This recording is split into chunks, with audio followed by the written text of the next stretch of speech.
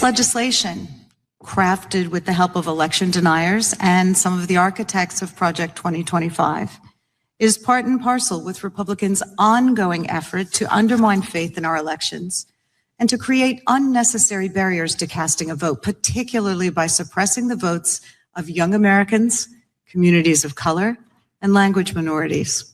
In 2020, he lied about the security and accuracy of mail-in ballots and claimed that voter fraud was the reason he lost that election. It wasn't. Now he's lying again, this time about non-citizen voting. We've seen time and time again, here in Congress and in state legislatures across the country, that bills combating non-citizen voting are really about politics, not policy. These bills are not rooted in reality, but are instead widely used to stoke anti-immigrant fear and hatred. I love this country. I'm a veteran, served in combat, and I'm a United States congressman. I think this is by far the greatest country in the world. The left has decided to slowly erode everything that we'd hold dear as a country. They want to erode our culture, our history, our patriotism, and lastly, our vote. Do you remember during the George Floyd riots when the left wanted to reimagine policing? Now the left wants to reimagine voting so that everyone, regardless of their citizenship, can choose our next president. That's not the American way. The left wants to reimagine everything that makes America special. They even want to reimagine our Constitution. One example is a recent New York Times article, and its title speaks to itself. The Constitution is sacred. It is also dangerous. One of the biggest threats to American politics might be the country's founding documents, said the author. Now, I'm sitting here right now, and I got to tell y'all, I'm Black, and I'm a veteran. I have 6 forms of government ID. 6. I've been Black for my whole life. I've been a veteran since 2000 when I was at West Point. The insinuation that Black and brown people cannot get an ID to vote like every other citizen, regardless of your race, religion, color, or creed, is insulting. I actually refer to this as the soft bigotry of low expectations.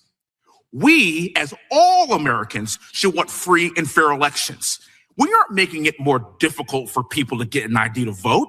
I have an 18-month-old little boy. Do you know the first thing that he got when he was born that I had to sign for? A birth certificate.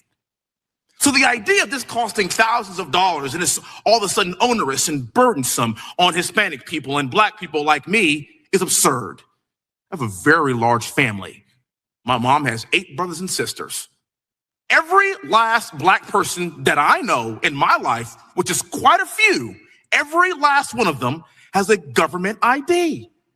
It would be insulting to talk to my family and say to them, you know what, sorry, y'all, you're Black and it's just, so hard for you to get an ID like all the white people. That's absurd. And we as a country have got to reject this farce. I speak so strongly against this because I view myself as an American first. I am a veteran. I am a husband. I am a congressman. I'm someone that served this country. I'm an educated Black man. And somewhere down the line, I am Black and I am proud, and I understand that. But what I never want to do is marginalize a single group in this country by saying that you weren't good enough to get an ID because my 18-month-old has an ID.